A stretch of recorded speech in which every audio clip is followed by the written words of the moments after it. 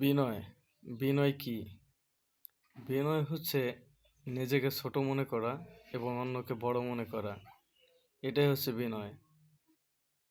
বড় পীর খাজা আব্দুল কাদের জিলানী রহমতুল্লাহ আলাইহ বলেন, বিনয় হচ্ছে এইরকম জিনিস যে যে তোমার থেকে বড় তাকে যদি দেখো তুমি, তো এটা মনে করা সে তোমার থেকে বেশি পুণ্যের কাজ করেছে, তাই সে তোমার থেকে উত্তম। আর যদি ছোট কাউকে দেখো, তাহলে তাহলে এটা ভাববে যে সে হচ্ছে আমার থেকে বয়সে ছোট, কম বয়স, তাই আমি যতটা পাপ কাজ করেছি সে এতটা পাপ কাজ করার সুযোগ পায়নি, তাই সে আমার থেকে উত্তম। এই দৃষ্টিতে বিনয়ের মূল কথা এটাই যে পৃথিবীর বুকে, আসমানের নিচে, এই জমিনের উপরে যারাই আছে প্রত্যেকেই হচ্ছে আমার থেকে উত্তম, আর আমি হচ্ছে অধম। যখন একজন মানুষ নিজেকে এভাবে বিনয়ী করতে পারবে, এটা ভাবতে পারবে, তখন মহান আল্লাহ তাআলার পক্ষ থেকে তার উপরে রহমত বর্ষিত হবে।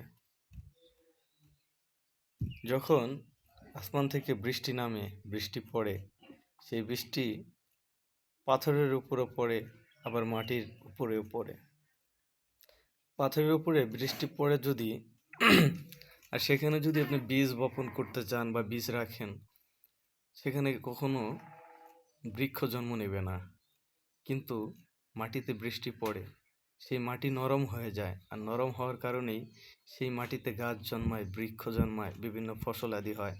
পাথর কখনো নরম হবে না। যদি অনন্তকালও বৃষ্টি পড়ে পাথরের উপরে, পাথর কখনো নরম হবে না।